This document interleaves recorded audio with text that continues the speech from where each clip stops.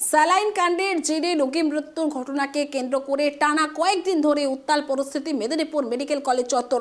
গতকাল বাম কংগ্রেস ছাত্রদের আন্দোলনের জেরে পরিস্থিতি তৈরি হয়। তার রেশ কাটতে না কাটতেই আজ বিজেপি যুব মোর্চার তরফে অবস্থান বিক্ষোভ। টায়ার জ্বালিয়ে মুখ্যমন্ত্রীর ছবি পুড়িয়ে বিক্ষোভে সামিল হয় বিজেপি কর্মী সমর্থকেরা। রীতিমতো খণ্ডযুদ্ধের পরিস্থিতি দেখুন।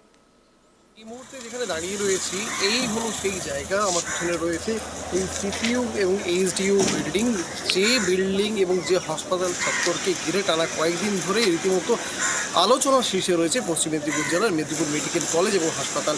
কয়েকদিন আগেই একজন প্রসূতির মৃত্যুর ঘটনা ঘটে এবং দুজন প্রসূতির অবস্থা এতটাই সংকটজনক যাদেরকে স্থানান্তরিত করতে হয় আইসিইউতে, এবং দুজনের অবস্থা অত্যন্ত গুরুতর। এবং এর পিছনের মূল যে কারণ সেটি হলো সেলাইন কাণ্ড। আর যে সেলাইনকে ঘিরে এত বিতর্ক, সেই সেলাইনকে ঘিরেই রোগীর আত্মীয় পরিজনদের যে অভিযোগ, রোগীদেরকে দেওয়া হয়েছিল মেয়াদ উত্তীর্ণ সেলাইন এবং তার জেরেই ঘটে মৃত্যু।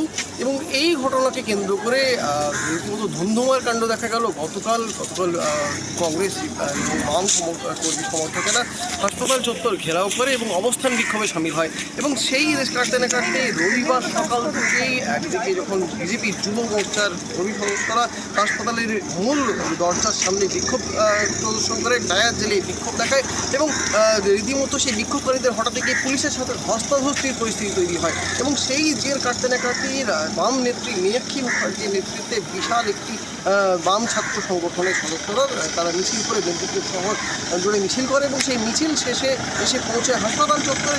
বামেরা স্বাস্থ্য দপ্তরে থাকলে এ প্রশ্ন আপনাদেরকে আজকে থানার গেটে করতে হতো না।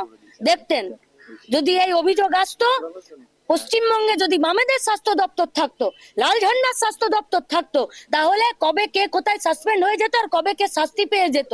যেহেতু এটা তৃণমূল কংগ্রেসের স্বাস্থ্য দপ্তর চলছে, যেহেতু এটা বিজেপির ছাতার তলায় তৃণমূলের স্বাস্থ্য দপ্তর চলছে, তাই আজকে এই আন্দোলন রাস্তায় নামতে হয়েছে। আর দীর্ঘদিন অভিযোগ থাকা সত্ত্বেও কোনো পাতা উল্টে দেখেনি। নইলে ওই সন্দীপ ঘোষটা জামিন পেয়ে যায়, নইলে ওই সন্দীপ ঘোষটার প্রাইজ পোস্টিং হয়, নইলে ওই সন্দীপ ঘোষটা যে মর্গে ডেড বডি বেচে দেয় আর তার সঙ্গে সহবাস করিয়ে পর্ন ভিডিও বাজারে বিক্রি করে, তাকে মাথায় নিয়ে নাচে রাজ্যের স্বাস্থ্যমন্ত্রী? নাচে না।